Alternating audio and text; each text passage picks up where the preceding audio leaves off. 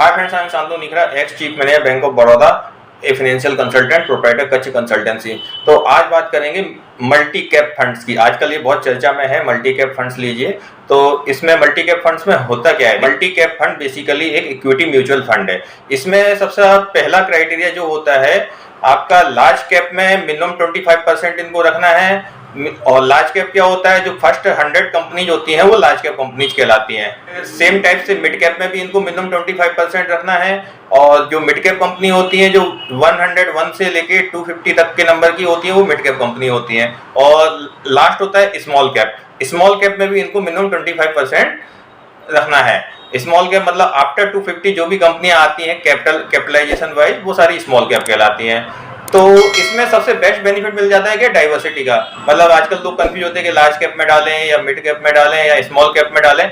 तो इसमें आपको मिनिमम 25% तो तीनों कैपिटल का मिल रहा है। और लास्ट का जो 25% होता है वो फंड मैनेजर के ऊपर होता है, वो किस में डालना चाहता है। लार्ज कैप में डालना चाहता है, मिड कैप में डालना चाहता है, स्मॉल कैप में डालना चाहता है, गोल्ड में डालना चाहता है, डेब्ट में डालना चाहता है, फॉरेन सिक्योरिटीज में डालना चाहता है, वो फंड मैनेजर के ऊपर होता है।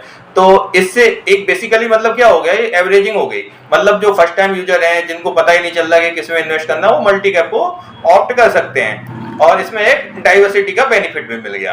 अब इसका एक डिसएडवांटेज भी है कि देखिए, जो इसमें मिनिमम रेस्ट्रिक्शन आया है कि मिनिमम 25% ईच कैपिटलाइजेशन में रखना है।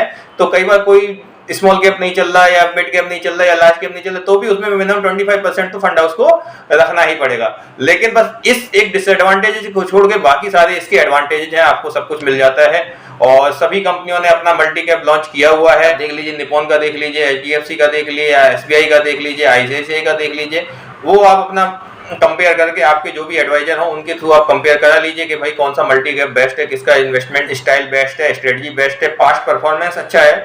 तो उस मल्टी कैप में आप इन्वेस्टमेंट कर सकते हैं। इसमें आपको डाइवर्सिटी मिल जाएगी तीनों कैपिटलाइजेशन में आपको इन्वेस्टमेंट की। हाँ, बात करें इसमें टैक्स ट्रीटमेंट में, तो इसमें इसका टैक्स ट्रीटमेंट इक्विटी के टैक्स ट्रीटमेंट के जैसा ही होता है। मतलब 1 ईयर तक होल्ड करेंगे तो विद इन 1 ईयर करेंगे तो शॉर्ट टर्म कैपिटल गेन, और मोर देन 1 ईयर करेंगे तो लॉन्ग टर्म कैपिटल गेन। और इसमें मेन सजेशन ये होता है कि अगर आप मल्टी कैप ले रहे हैं तो मिनिमम 7 से 8 साल का हॉरिजॉन तो आपका होना ही चाहिए, तो आपको बहुत अच्छा रिटर्न मिलेगा। और हमारे कच्छ कंसल्टेंसी द्वारा भी ये सारी इन्वेस्टमेंट फैसिलिटी प्रोवाइड की जा सकती है। तो आप मुझे भी कांटेक्ट कर सकते हैं। हमारे यहाँ बेस्ट रिटर्न्स वाले प्लान सजेस्ट किए जाते हैं और पोर्टफोलियो को टाइम टू टाइम मैनेज किया जाता है, रीबैलेंस किया जाता है। और हमारी कॉन्टैक्ट डिटेल डिस्क्रिप्शन में दी हुई है, तो आप वहां से मुझे कॉन्टैक्ट कर सकते हैं। और साथ ही साथ अगर आपको वीडियो पसंद आए तो वीडियो को लाइक करिए, चैनल को सब्सक्राइब कीजिए। हमारी social media pages Facebook, Instagram, YouTube सभी पर कच्छ कंसल्टेंसी नाम से है, तो आप वहां जाके मुझे फॉलो कर सकते हैं। Finally, thank you.